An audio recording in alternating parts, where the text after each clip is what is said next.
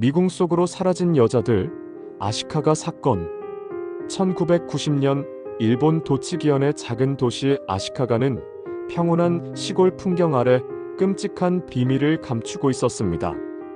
수많은 소녀들이 흔적도 없이 사라졌고 그들의 죽음은 영원히 풀리지 않을 것처럼 보였습니다. 하지만 한 남자의 집념과 과학의 발전은 17년 만에 숨겨진 진실을 세상에 드러냈습니다. 평화로운 도시를 덮친 어둠. 모든 것은 1979년으로 거슬러 올라갑니다. 5살 소녀가 놀이터에서 사라졌습니다. 그녀의 시신은 얼마 후 강변에서 발견되었고 범인은 잡히지 않았습니다. 사람들은 단순한 우발적 사고로 치부했습니다.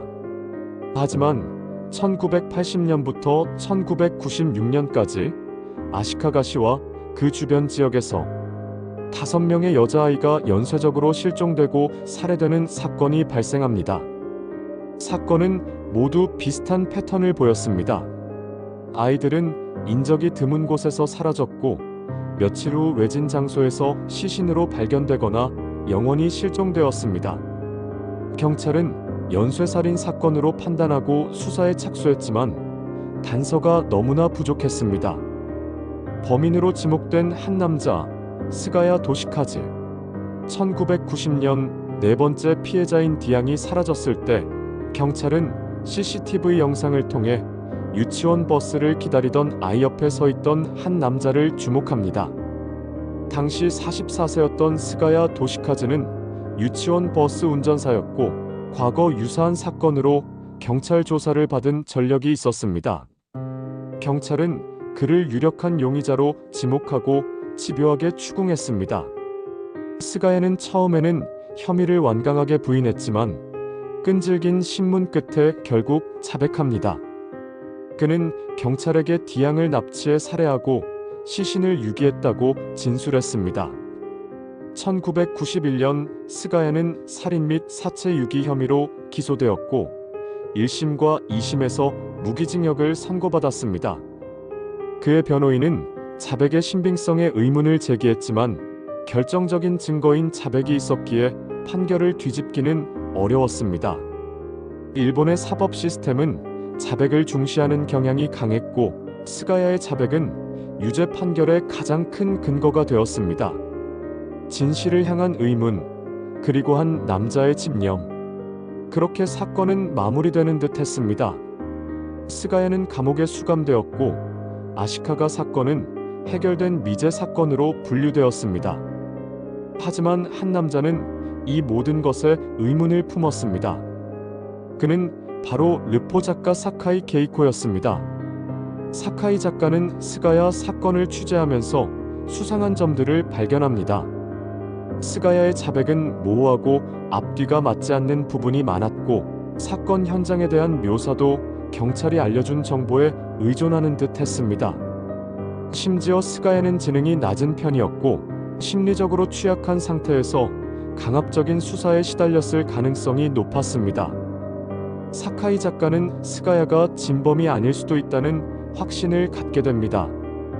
그는 직접 현장을 찾아다니고 사건 관계자들을 만나며 끈질긴 조사를 이어갔습니다.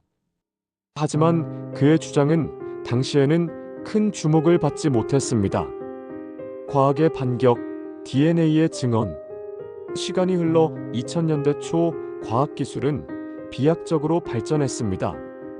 특히 DNA 감정 기술은 범죄 수사에 혁명적인 변화를 가져왔습니다. 사카이 작가는 스가야가 진범이 아니라는 것을 증명하기 위해 DNA 감정을 재차 요구했습니다.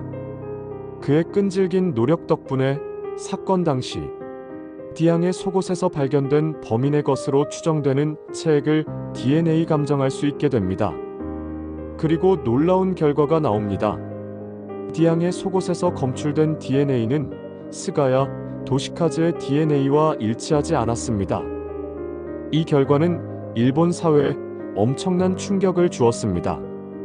무려 17년 동안 감옥에 있었던 남자가 무고하다는 사실이 밝혀진 것입니다. 2009년 도쿄 고등법원은 스가야 도시카즈에 대해 재심을 개시했고 그는 17년 7개월 만에 자유의 몸이 되었습니다. 진범은 누구인가? 또 다른 미궁 속으로. 하지만 스가야가 풀려났다고 해서 모든 의문이 풀린 것은 아니었습니다. 디앙을 살해한 진짜 범인은 여전히 어둠 속에 숨어 있었습니다. 경찰은 DNA 감정 결과를 토대로 재수사에 착수했습니다. 그리고 1996년 실종된 이양 사건의 유류품에서도 DNA를 채취해 감정을 진행했습니다. 이양의 옷가지에서 발견된 DNA 또한 스가야의 DNA와 일치하지 않았고 디앙 사건의 범인 DNA와는 일치했습니다. 이는 디앙과 이양 사건의 범인이 동일 인물이라는 것을 의미했습니다. 하지만 DNA 정보만으로 범인을 특정하는 것은 어려웠습니다. DNA 데이터베이스를 검색하고 당시 용의자들을 재조사했지만 뚜렷한 용의자는 나타나지 않았습니다. 아직 끝나지 않은 이야기. 아시카가 사건은 일본 사법 시스템의 문제점을 고스란히 보여주는 사례로 남았습니다. 자백에만 의존하는 수사 관행과 인권 침해 소지가 있는 신문 방식은 한 사람의 인생을 송두리째 파괴했습니다. 스가야는 감옥에서 잃어버린 젊음을 보상받을 수 없었고 진짜 범인은 여전히 잡히지 않았습니다. 미궁에 빠졌던 사건은 과학의 힘으로 한 가닥빛을 보았지만 진실의 모든 조각이 맞춰진 것은 아니었습니다. 아시카가 사건은 우리에게 묻고 있습니다. 과연 진실은 무엇이며 정의는 어떻게 실현되어야 하는가? 그리고 아직도 어딘가에서 숨쉬고 있을 진짜 범인은 언제쯤 세상에 드러날 것인가? 미스터리는 여전히 진행 중입니다.